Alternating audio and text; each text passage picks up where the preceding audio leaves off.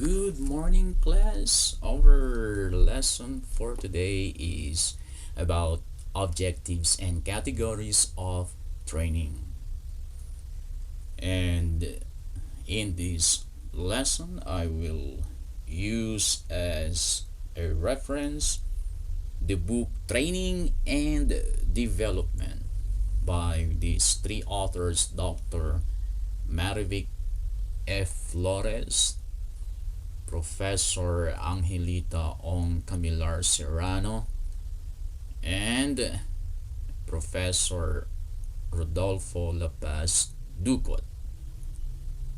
And so let's proceed directly to the objectives of training. The most important objectives of training are: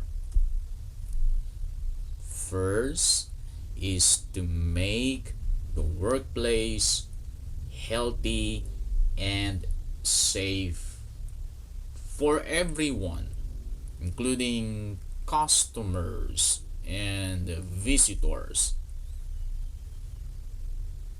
The second objective is for employees to have teamwork. The third objective is to effectively manage the staff.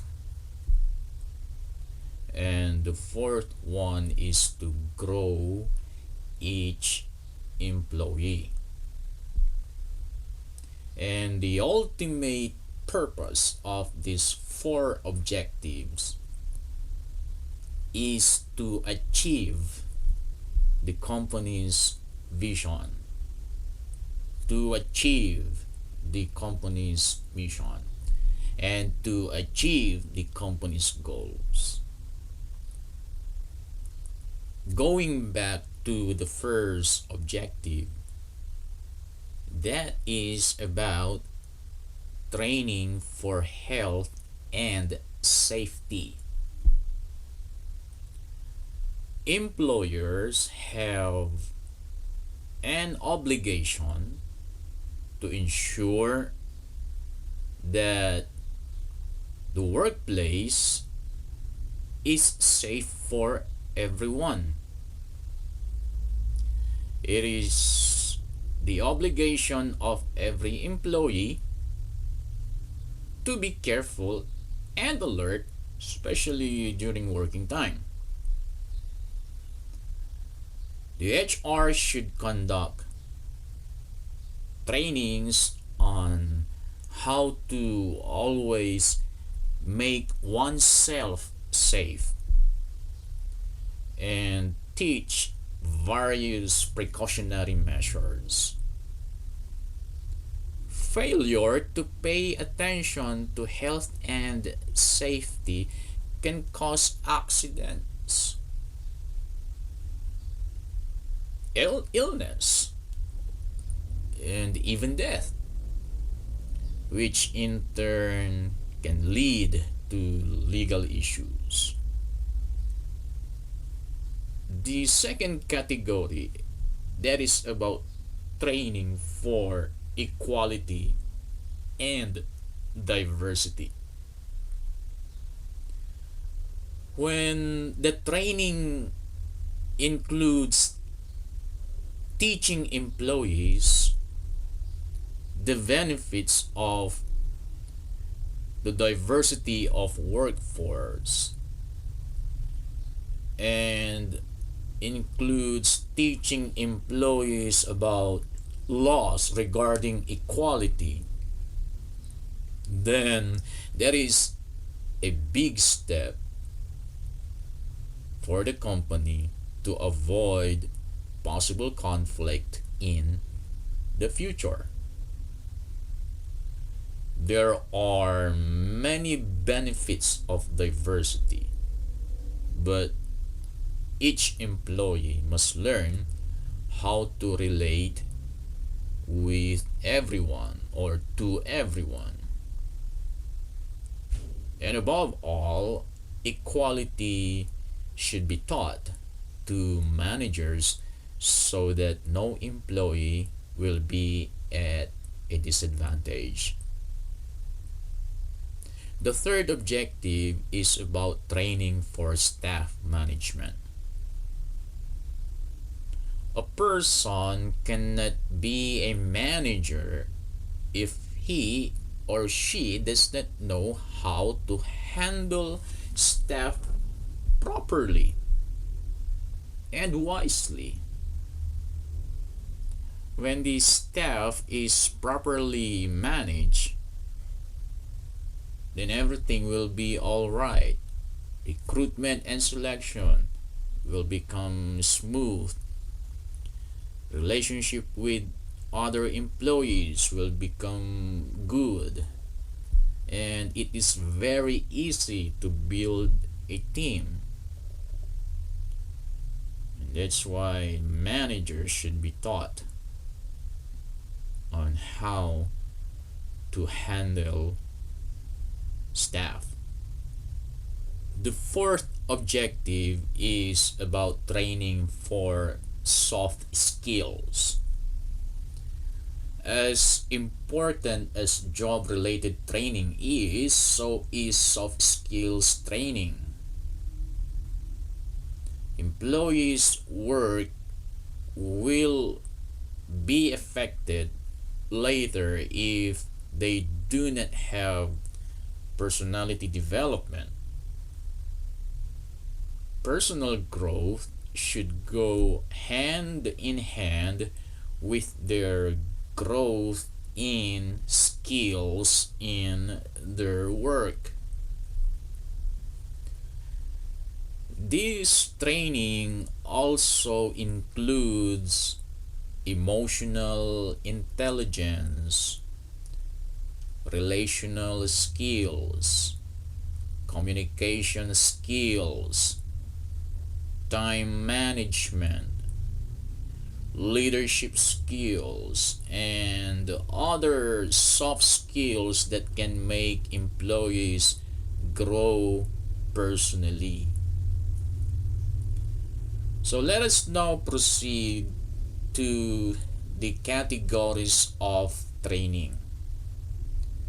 There are four categories of training, and the first one is the required and regular training.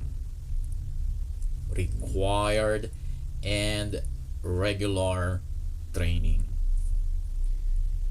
This training is about complying with the employment laws. The company and employees will benefit from this training because everything will be fine in the workplace. So the flow of administration will also be smooth, which will result in good profit. If, for example, a problem arises in the workplace despite all compliance with the law, then that is an accident. And there are accidents that we cannot avoid. It just happened. The important thing is that we, or as a company, through the HR, must comply with the laws. The following points I will mention are areas of training that are required to be conducted for all employees. Number one is the sexual harassment prevention. Number two, safety compliance. Number three, wage and hour rules. Number four, employee orientation. Number 5, benefits enrollment. Moving on to the second category of training, this is about the technical training or the job training, job related training. This training is to ensure that each employee can properly perform his specific task. Everyone's performance depends on this training. It is still necessary to train no matter how good the other employees are, especially when they are newly hired. For those who are just applying, they must also go through a skill test in order for the best applicant to be selected, and so as not to consume more time in technical training. These are the following areas of training that must be conducted for all employees under the category of technical training. Number 1, computer skills. Number 2, customer service. Number 3, quality initiatives. Number 4, equipment operations. Number 5, record keeping needs. Number 6, telecommunications. Number 7, product details. The third category of training is about developmental and career training. This training is more in company operations. Where does it all start? What are the processes to go through? How the transaction does ends? And who are the companies that serve as partners? In this training also includes handling, managing, and controlling people. Everyone here will be updated about current events and trends in the company's external operations, as well as the latest updates about leadership and internal control. So these are the areas of training that should be coordinated under the category of developmental and career training. Number 1, business trends. Number 2, strategic thinking. Number 3, leadership. Number 4, change management. Number 5, career planning. And number 6, performance management. The fourth category of training is about interpersonal and problem-solving training. This training is designed for the personal development of the individual employee. This is to improve their personality, which may be the reason for their loyalty to the company. They can also be more energetic at work. And the best thing about this training is that employees are being prepared how to cope with different situations in the future. These are the areas of training in this category. Number 1, diversity. Number 2, ethics. Number 3, human relations.